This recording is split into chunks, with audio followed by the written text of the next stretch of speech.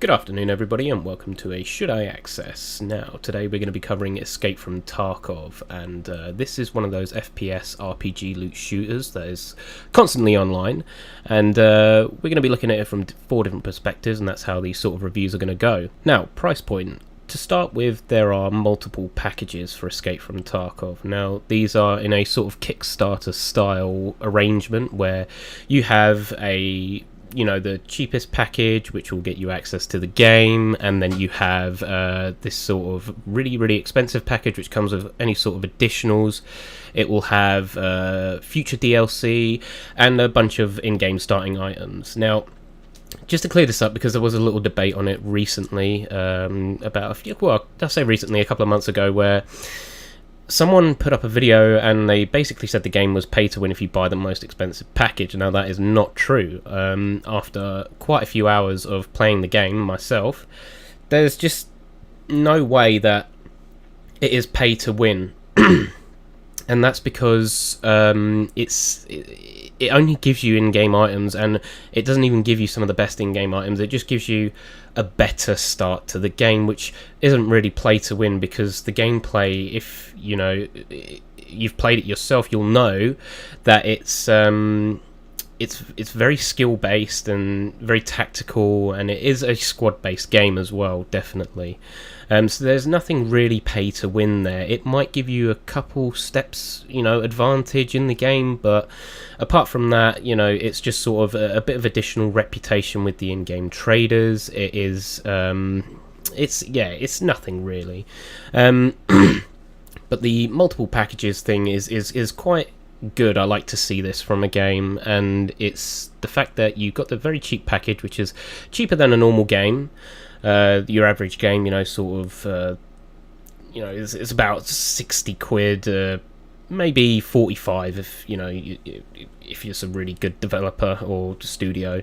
But it's quite a cheap package. I believe it's at about €35, and then I think it goes up to about 40 with tax, because they do display the prices on their website without the tax and then add it on, so it'll be whatever your country's tax equivalent is. But the ingenious thing is that you don't have to buy the most expensive package straight away in order to have it. You can simply start off with the cheapest package just to sort of see if you like the game, and that's sort of what I did. I went and I bought the standard edition, and I realised I liked the game, and this is where the sort of package system was very ingenious to me. It was the fact that you can pay just the difference plus tax to upgrade between packages. It will be a slightly bit more expensive, but that is just the tax adding that on, so it will just be the difference between your package and the next package you want to buy plus tax. So if you do find that you really enjoy the game and you've bought the standard edition, then you can definitely upgrade to later editions or more expensive editions later on in the game, and you get all the benefits once you reset your profile, so you will have to start with a new level from the beginning again. That's pretty much it with the price point. It does take the sort of Kickstarter style, which I don't quite like seeing in some games, because of the fact that sometimes, well, you just don't really want to pay an excessive amount for a game that's not really complete yet. But this sort of leads me into the studio side of things, and that's what we're going to look at next. Now, the studio who creates Escape from Tarkov is a studio called Battlestate Games. They are a Russian development company, and this is their current project at the moment, obviously, and I think they're a sort of small to medium sized team, and they're very passionate about what they do, and they're very passionate about the game that they're building currently, that I've been playing quite a lot of. And they have some good interaction with the community. They have since recently receded from sort of commenting on Reddit, because there was sort of a bit of drama here and there between the developers and the community, but I believe the developers took the right stance and backed off a bit, and have just resorted back now to sort of just giving news in their main channels and doing the podcast with Clean on his streams. I think it's called Talking Tarkov, where they'll drop pieces of news here and there, and the CEO of the studio, Nikita, will be on there, usually dropping pieces of information of what's to come, which really segues me into the next part, which is that they're very good in giving regular updates and communication about what's going to be in these updates and what they're actually looking to do with their game. They have a very clear vision of what they want to do with their game, and they make that very well known. And sometimes that does conflict with the community, because some people want to see some things in these games and some people want to see other things, and they just really want to build their own vision of the game. But they do have a very good attitude towards all of this, because they do listen to the community, and if they think it's a good idea and works with their vision of the game, they will take your ideas and they will put them into the game, which I think is a good way of sort of, you know, handling this sort of situation. And I just feel that, you know, no studio is going to be perfect, no studio is going to be amazing, and no one, you know, there are studios who can be amazingly terrible, unfortunately, but there are studios who sort of sit in that balance in between, because they're relatively new or they're quite a small company and they want to take that friendly approach, which can sometimes cause problems on sort of the professional side of things. So I believe, you know, that's the sort of thing that, you know, that they need to work on. They need to sort of try and keep their communication solid between sort of community and themselves, and actually keeping that separate from official announcements and items and things like that, and, you know, sort of commenting in an official stance. Yeah, I mean, the studio is very good at what they do. They have a clear vision, and I give them credit for that, because they're just sort of not bowing down to the community and just sort of sitting there saying, oh, you know, we'll do what you want just so, you know, we can keep everyone happy. They would rather, you know, piss off a couple of people and make sure that their game is their game that they want to make in the vision that they've got for this game. And I appreciate that, and I think that the game can really shape up in a really good way if they stick to that. And I think they're a good studio. There's a few things they can work on, but they definitely have got a lot of passion in this game, and they really do show that they love what they're doing. And props to them. I think they're great, and they should keep on going at the rate they're going. Now, you know, going on at the rate they're going, this sort of leads me into the sort of third section of this video, which is going to be the potential of the game. So the potential of the game, I believe, you know, I feel myself that there's a lot of potential with this game. You know, I like the graphical system, I like the gameplay. There's a lot of regular updates for the game. They're keeping it patched. They somewhat listen to the community, and they take on the feedback, and they're constantly balancing armor, ammo, penetration rates, all these sorts of things through the game. And the good thing is that they're in constant contact with their sort of with their fan base, with their audience, and they are constantly giving updates about what's going on in the game. They're showing you development photos, items that they've got planned. They regularly give out the patch notes, and, you know, they're always in constant communication. And at the rate the game has grown over the past 6 months is incredible, as there's been a whole lot more coverage on Escape From Tarkov. There's been a whole lot more people signing up to play the game, and it's just generally gotten bigger in the past 6 months, because there is definitely, I believe, a lot of potential with this game. And I think this game will definitely be played for years to come, and I can't wait to see the finished product personally, because I think that they're doing a fantastic job with it.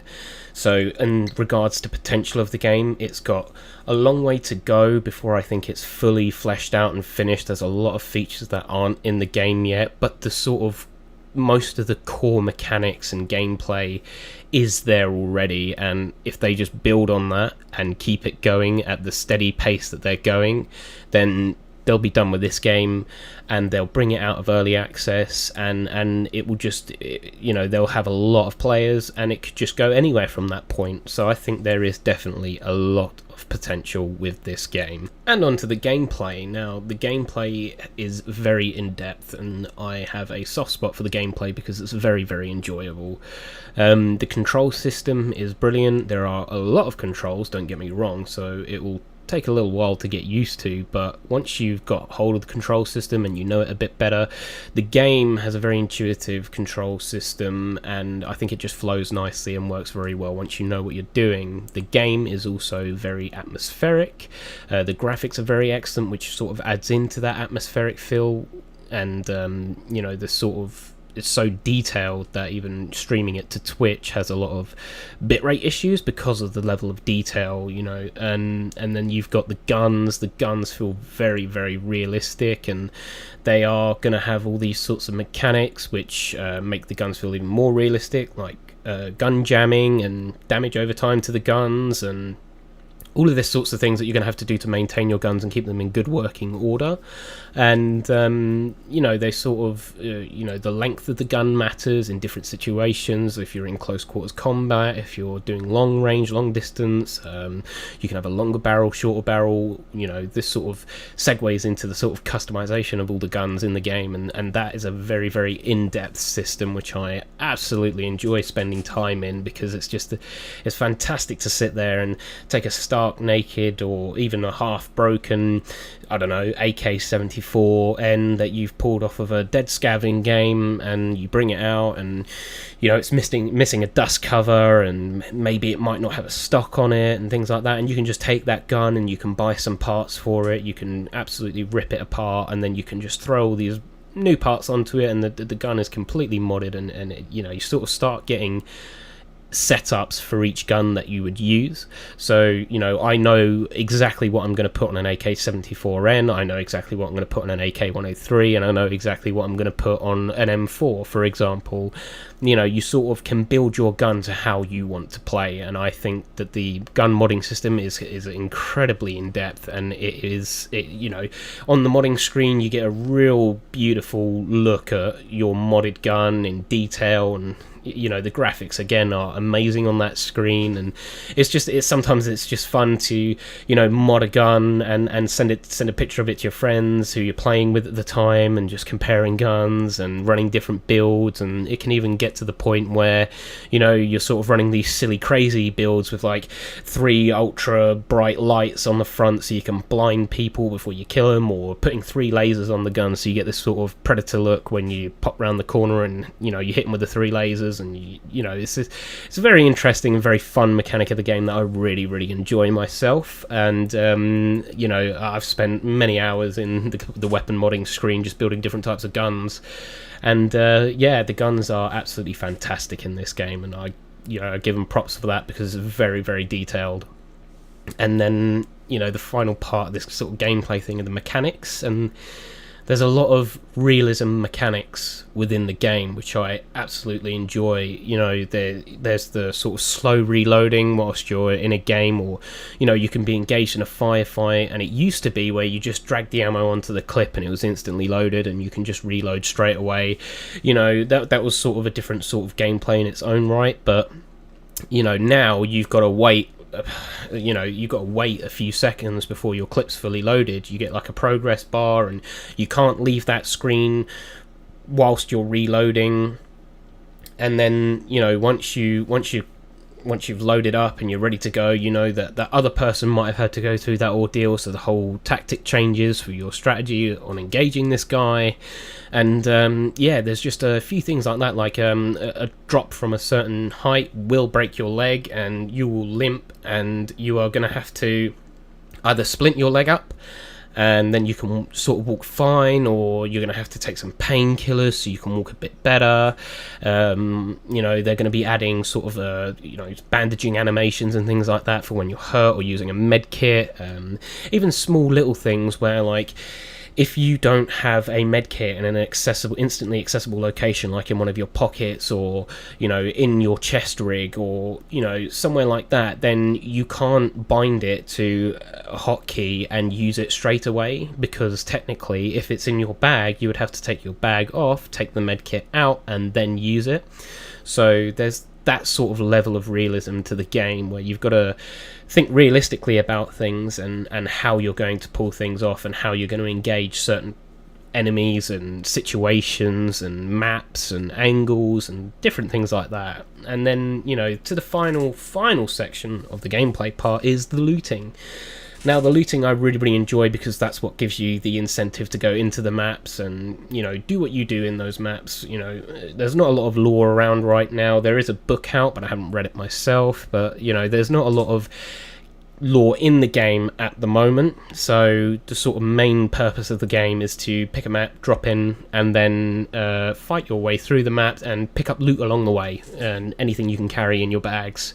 And the looting, again, will take time. If you open up a container, you're going to need to have a look through it and see what's of value in there. So that takes a little bit of time, and it also makes noise as well. So there's, again, matching back to the realism mechanics, there's sort of that level of realism there, which I absolutely enjoy. So every task, every move, every sort of direction you want to go in, all requires this thought process and possible discussion with your teammates, which just adds this level of depth that I haven't really had in many other first-person shooting games. And again, the sort of RPG mechanics to it as well, where you level up certain skills the more often you do them. And currently in Tarkov right now, in this sort of state it's in, there are sometimes ways you can sort of abuse getting certain skills up, but they're doing the best they can and constantly communicating with us how they're trying to counter those sorts of things that are happening, where someone will get max strength within the first week of the game being out because they found a way of doing it really quickly and abusing the sort of system that's there.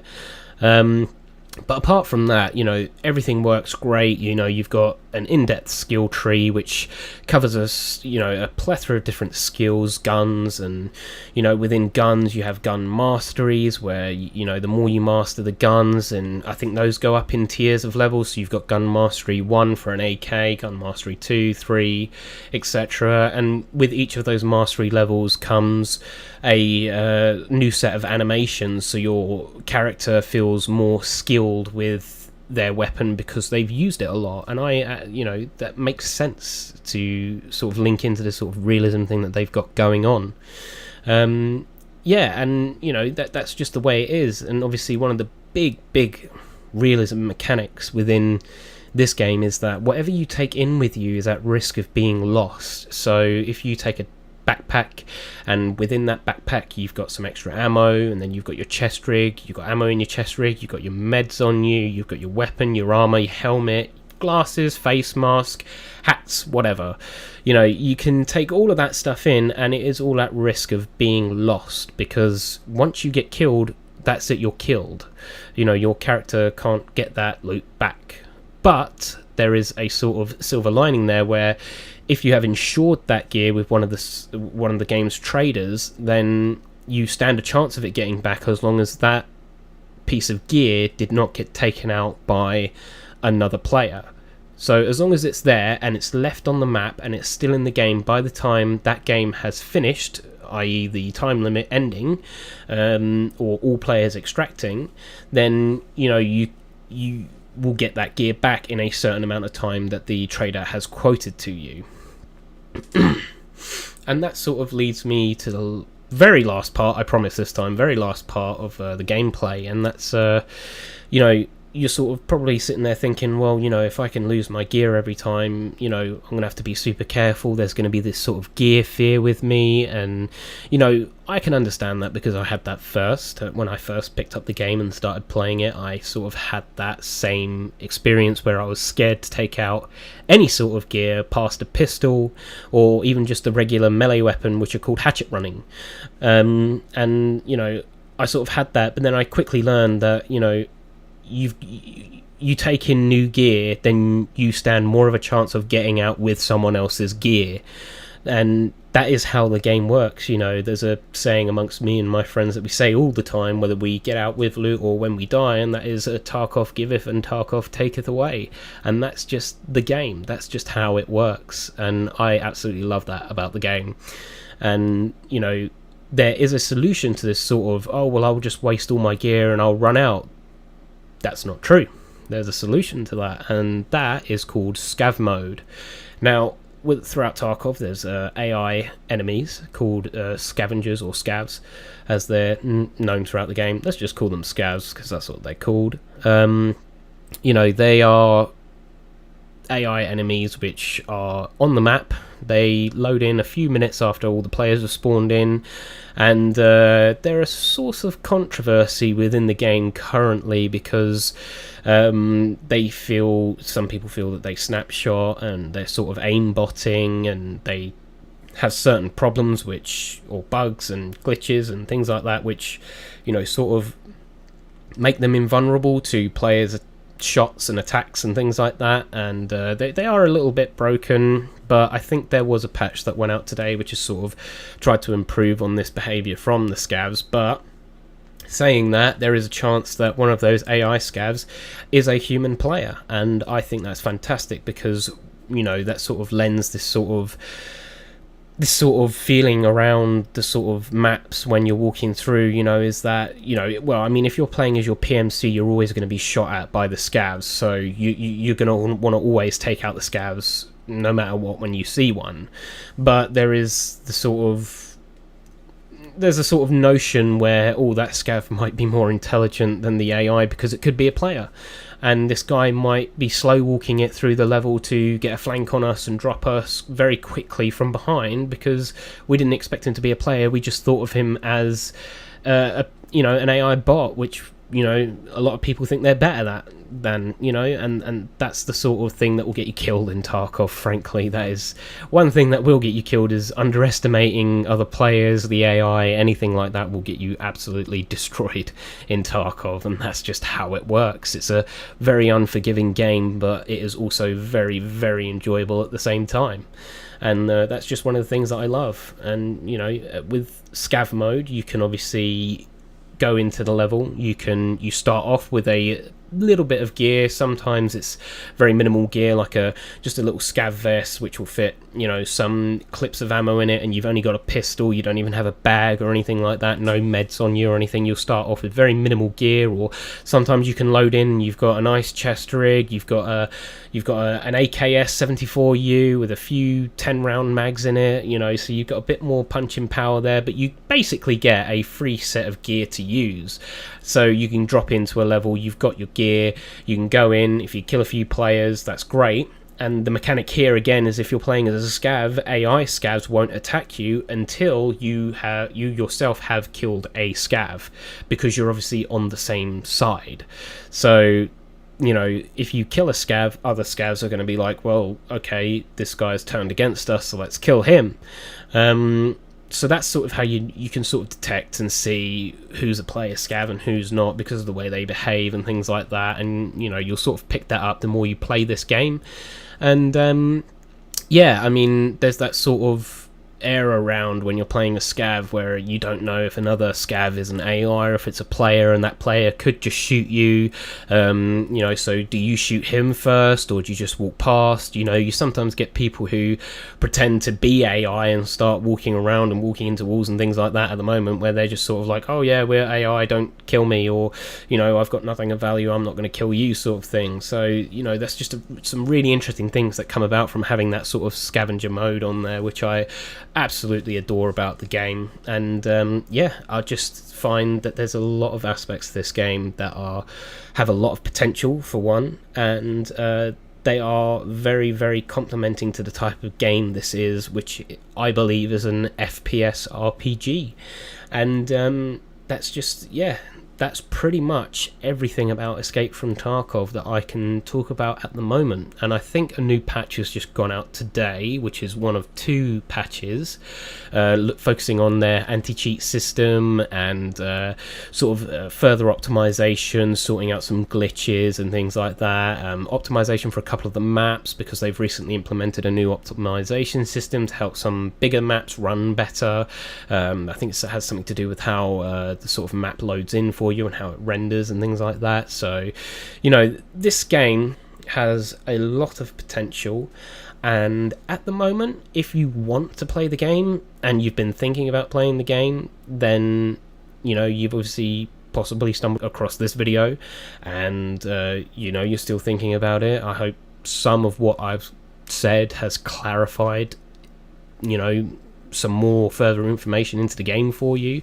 But I would say right now the game is probably worth investing in, and you should probably access it if you've had your eye on it for a little bit. But I would say go in at the standard package first and see how the game works for you, and if you enjoy playing the game, and if it's a game that you can see yourself playing for a long time. And from that point, if you do, then go for one of the higher packages, because it's worth it, I think, at this point, because there is certainly a lot of potential there, and the game is unlike any other sort of FPS I've played to date. I mean, it's quite similar to DayZ and in that sort of survival hardcore shooter type way, but it's all first person. It's very, very hardcore, and I just feel some of the mechanics are a little bit more in depth than DayZ as it is right now. I mean, there is sort of like water, food, and eventually there'll be things like radiation in the game as well, which I think just sort of ups that hardcore level just a little bit. So the final verdict for me is, if hardcore FPS RPG type games are your thing, start off with the standard package. It has a lot of potential to become an excellent game, and the developers both listen to the community but also keep building the game that is their vision. And there is a little bit of trouble with gameplay versus realism, so that sort of splits up the fan base a little bit. I think that Battlestate should just keep making the game that they want to make, and that's just how people are going to have to deal with it. There's a few people who say, we should make this game as realistic as we possibly can. There's other people who say, you've got to sacrifice some of that realism because it is a game at the end of the day. And I'm half on that side, because I believe that if they go too hardcore with it, too realistic with it, then they're gonna, each step they take towards that is gonna slowly shrink their player base down smaller and smaller. But I think if they sort of keep that sort of, this is a game attitude, we're not going to go full blown with it, then I think, they can see some, sort of steady audience for the game, and probably some increase to the player base around it, because, that's just how it is. I mean, there was a recent issue where, they added a face hitbox, so even when you wore a helmet, if you were shot in the face, you could still be killed in one shot. Now, that sort of made the helmets completely useless in the game. They also